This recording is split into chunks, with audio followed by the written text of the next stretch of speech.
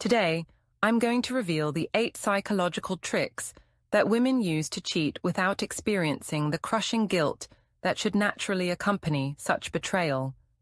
The sophisticated mental games, the cognitive distortions, the emotional manipulations that let them sleep peacefully at night while you're left lying awake in confusion, wondering what went wrong, questioning your own perception of reality, doubting whether you're crazy for suspecting something is off. Before we dive in, hit subscribe and comment if you've ever witnessed someone justify the completely unjustifiable. If you've heard excuses that twisted logic so far, it became unrecognizable. If you've watched someone rewrite their own moral code to accommodate behavior they would have condemned in others. Trick 1. Emotional justification. How it works. She completely reframes the act of cheating, transforming it in her mind from a conscious decision, a deliberate choice to betray trust, into an automatic emotional reaction to circumstances beyond her control. The narrative shifts entirely. It's no longer "I chose to cheat," but rather, "I was driven to this by forces outside myself." She tells herself and anyone who will listen, "I was so lonely in the relationship. I felt completely unloved and invisible. You stopped caring about me emotionally. I felt abandoned and neglected." Every complaint becomes not just an explanation, but a complete justification, a moral permission slip to do whatever she wants without consequences. Psychology behind it. This sophisticated psychological trick removes all personal accountability from the equation. She constructs a mental framework where she wasn't the active agent making choices, but rather a passive victim responding to your failures as a partner. By transforming deliberate betrayal into an understandable response to emotional pain, she completely erases her own moral responsibility for her actions. The beauty of this trick, from her perspective, is that it inverts the moral equation entirely. She's no longer the villain in the story. You are. You're the one who created the conditions that made her cheating inevitable. You're the one who failed her. She's simply a woman who responded naturally to emotional neglect. How could anyone blame her for seeking connection when you denied her what she needed? Example: she convinces herself that her infidelity is completely understandable, and even justified because she didn't feel valued in the relationship. In her reconstructed memory and narrative, you never complimented her, never showed affection, never made her feel special or desired. Whether this is objectively true becomes irrelevant. It's her truth now, her story, her justification. In her mind, emotional pain becomes a free pass, a get-out-of-moral responsibility card. She can point to moments when you were distracted by work, times when you were stressed and less attentive, periods when life's pressures made you less romantic. These normal fluctuations in any long-term relationship become, in her retelling, a pattern of systematic neglect that made her infidelity not just understandable, but practically inevitable. You didn't just fail to prevent it. You caused it. Trick 2. Compartmentalization. How it works. She develops the remarkable psychological ability to separate her affair from her primary relationship completely, treating them as if they exist in 2 entirely different universes that never intersect or interact. At home with you, she's the loving partner, the devoted wife, the woman who kisses you goodbye in the morning and asks about your day when you return. Outside the home, in her secret life, she becomes someone else entirely, a different version of herself with different rules and different emotional connections. These 2 realities never touch in her mind. Home her and affair her are different people, and she can switch between them seamlessly without experiencing cognitive dissonance or moral conflict. Psychology behind it. This is advanced mental partitioning, a psychological defense mechanism that allows people to hold contradictory beliefs and behaviors simultaneously without experiencing the psychological distress that should result from such obvious contradiction. By isolating emotions into separate compartments that don't communicate with each other, she successfully avoids the intense inner conflict that would normally create overwhelming guilt. In her compartmentalized mind, she's not cheating. She's just living different aspects of herself in different contexts. The wife identity and the affair identity are kept so separate that her brain processes them as entirely different experiences that don't morally relate to each other. It's like having two separate hard drives in a computer that never share data. Example: she kisses you goodbye in the morning, tells you she loves you, reminds you to pick up groceries on your way home. Then she gets in her car, and within minutes, she's texting another man with the same affection and intimacy, making plans to meet him, using terms of endearment, engaging in emotional and sexual conversation. And she doesn't feel even a twinge of wrongness or internal conflict. Why? Because in her compartmentalized mind, these are two completely different realities. The you reality and the him reality exist in separate mental spaces. When she's with you, she's genuinely present as your partner. When she's with him, she's genuinely present as his companion. And because these mental compartments don't communicate, she never has to face the contradiction, never has to confront the betrayal, never has to feel guilty about living a double life. Trick 3. Moral reframing. How it works. She engages in sophisticated moral redefinition, subtly but deliberately shifting and redefining what cheating actually means, where the line of betrayal actually sits, what behaviors actually count as infidelity. She creates new, self-serving definitions that allow her to cross traditional boundaries while maintaining in her own mind that she hasn't actually done anything wrong. We didn't kiss, so it doesn't really count as cheating. It's just talking and texting, nothing physical happened. It's only emotional intimacy, not physical betrayal. We're just friends who happen to have deep conversations. Each redefinition moves the goalposts, adjusts the moral boundaries, creates space for behavior that would traditionally be considered betrayal. Psychology behind it: by systematically shifting the moral line of what constitutes cheating, she can cross every traditional boundary while genuinely believing in her own mind that she hasn't actually cheated at all. This psychological trick lets her preserve her self-image as a good woman, someone who would never betray her partner, someone with integrity and moral standards, even while engaging in behavior that any objective observer would recognize as infidelity. The genius of this trick is that she can engage in increasingly intimate, emotional, and even physical contact with another man while maintaining a clear conscience because, by her newly invented definitions, none of it counts as real cheating. Only full sexual intercourse counts. Or maybe even that doesn't count if there's some other technicality she can point to.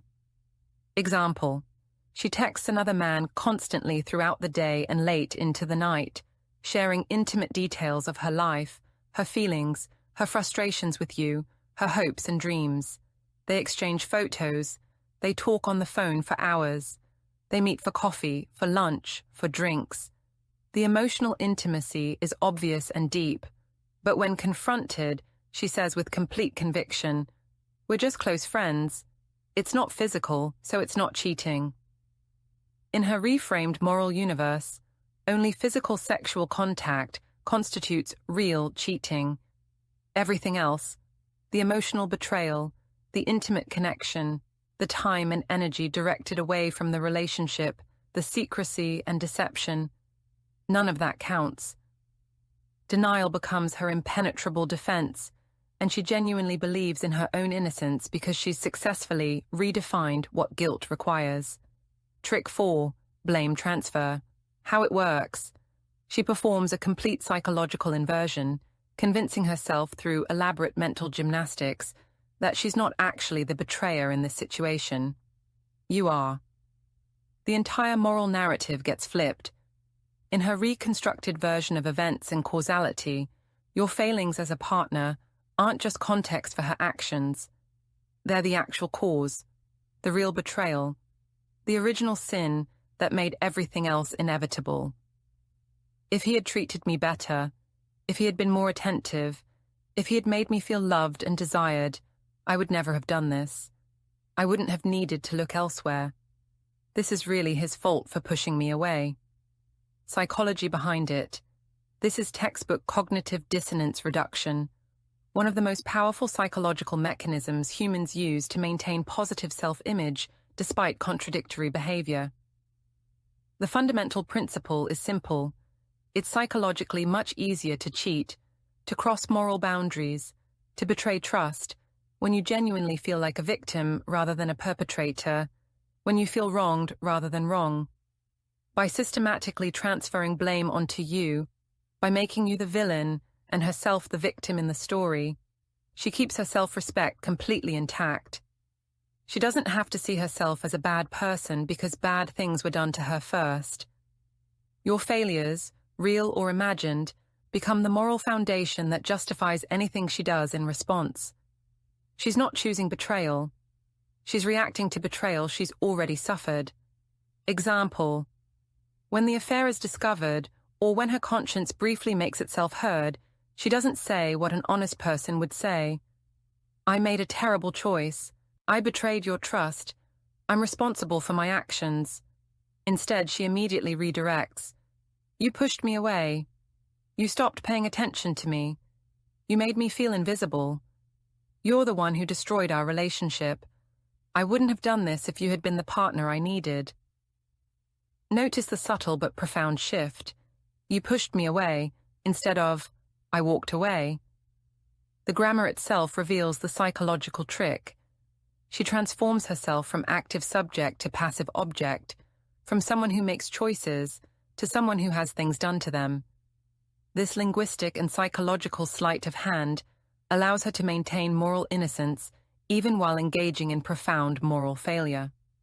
Trick 5. Emotional substitution.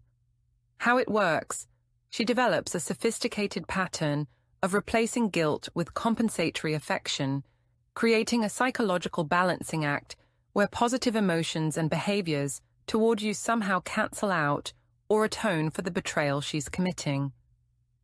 After meeting another man, after engaging in emotional or physical intimacy that betrays your relationship, she comes home and becomes extra loving, unusually attentive, initiating intimacy with renewed enthusiasm, showering you with affection and compliments.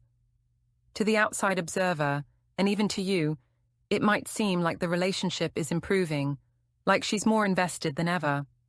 But psychologically, something else entirely is happening. Psychology behind it. This is emotional compensation operating at a sophisticated level, a psychological mechanism where the mind attempts to balance moral ledgers through unrelated positive actions. Her subconscious reasoning follows a simple but flawed logic. If I'm being nice, if I'm showing love, if I'm being a good partner in these moments, then I can't be a bad person overall. The good cancels the bad. The affection compensates for the betrayal. It's how she balances active betrayal with false tenderness, how she maintains her self-image as a loving partner, while simultaneously destroying the relationship's foundation. Every act of compensatory affection becomes psychological evidence in her mind that she's not really doing anything that wrong. Look how much she loves you. Look how affectionate she is. How could someone who treats you this well be betraying you? Example: she cheats on Friday night, meeting another man for drinks that turn into hours of emotional and physical intimacy. Saturday morning, she wakes up early and brings you breakfast in bed. Your favorite coffee, fresh pastries, a warm smile, genuine seeming affection. She initiates sex with enthusiasm and tenderness. She suggests activities together. She's attentive, present, loving throughout the entire weekend. And in her mind, this affection doesn't just hide the betrayal. It actually cancels it out, balances the moral equation.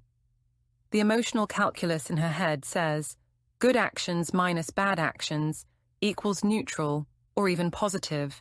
She convinces herself that the affection makes her a good partner despite the betrayal. that being nice to you somehow compensates for lying to you, that showing love in one moment erases the destruction of love in another. Trick 6. Selective forgetting how it works. She trains herself, consciously or unconsciously, to actively block out moments of guilt before they can fully form into lasting memories, systematically erasing emotional memory and moral awareness before it can take root in her conscience. Moments when she feels the twinge of guilt, when she recognizes the wrongness of what she's doing, when her conscience tries to speak. These moments are immediately suppressed, dismissed, forgotten, erased from her emotional memory as if they never happened. Psychology behind it. This is self-protective amnesia, a psychological defense mechanism where the brain actively suppresses uncomfortable information to preserve inner peace and positive self-image. The mechanism operates on a simple principle. The less she consciously thinks about what she's done, the less emotional weight it carries, and therefore the less responsible she feels for her actions. Memory is not a perfect recording, but a constantly rewritten narrative. Each time we recall something, we slightly alter it.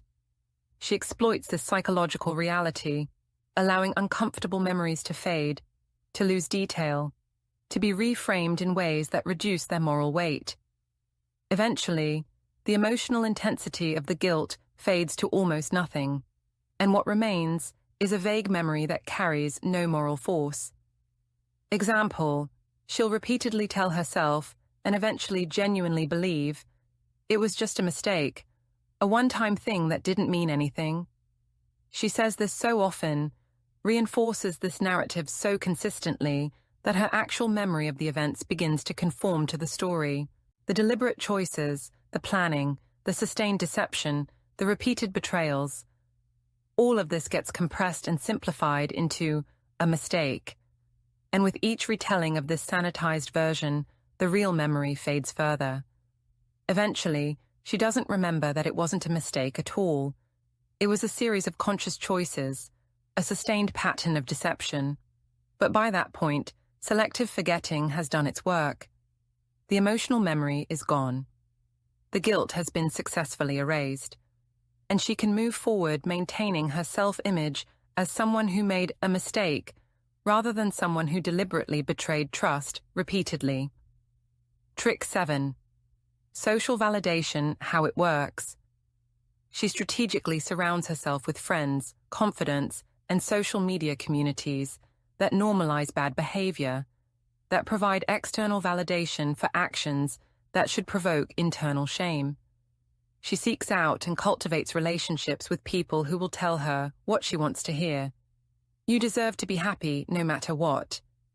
Everyone flirts and has emotional connections outside their relationship. Men do far worse than what you're doing. You can't help who you're attracted to. Follow your heart. Each validating statement from her social circle becomes a brick in the wall she's building between herself and guilt. Psychology behind it. This is moral dilution through social reinforcement, a powerful psychological principle where personal moral standards become weakened and eventually neutralized when surrounded by people who approve of or normalize behavior that would otherwise provoke guilt.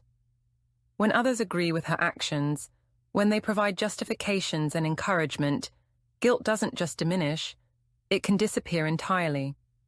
She stops feeling like a liar, a cheater, a betrayer, and starts feeling like a liberated woman who's finally putting her own needs first, who's refusing to be trapped by outdated relationship norms, who's brave enough to pursue authentic happiness. The social validation transforms her self-perception from perpetrator to victim to hero in her own story. Example, she vents to a close friend about her growing connection with another man, about her confusion, about her guilt. But instead of receiving honest feedback about the betrayal she's committing, her friend responds with validation.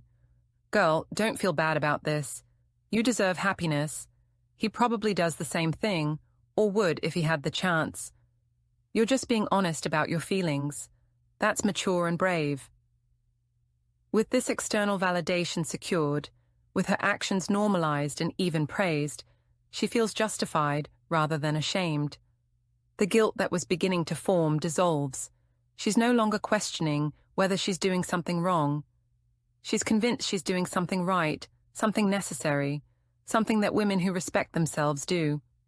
The friend's approval becomes the permission she needed to continue without conscience. Trick 8. Spiritual or emotional rationalization. How it works. She discovers or invents a deeper sounding, more profound seeming reason for her betrayal, elevating simple infidelity into something meaningful, even noble. The language shifts from confession to philosophy. This happened for a reason, as part of my journey. The universe brought us together. There's something cosmic about this connection. I followed my heart, and you can't argue with authentic feelings. I needed to honor my truth. By wrapping betrayal in the language of personal growth, spiritual awakening, or emotional authenticity, she transforms something shameful into something she can actually feel proud of. Psychology behind it. This is existential justification taken to its highest form, a sophisticated psychological trick where she transforms betrayal into destiny, guilt into personal growth, and deception into self-discovery. By framing infidelity as an important part of her life journey, as something necessary for her evolution as a person, as a spiritual or emotional awakening that she couldn't and shouldn't have resisted, she successfully silences remorse. The genius of this trick is that it's nearly impossible to argue against. How can you tell someone they shouldn't follow their heart? How can you criticize personal growth? How can you question someone's spiritual journey? By elevating her betrayal into these realms of self-actualization and authentic living, she places it beyond moral criticism. It's no longer about right and wrong. It's about her becoming her true self. Example, when confronted about the affair, she doesn't apologize or show remorse. Instead, she speaks in the language of personal growth and self-discovery.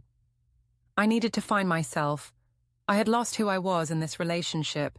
This connection helped me rediscover my authentic self. I can't apologize for finally being honest about my feelings and needs.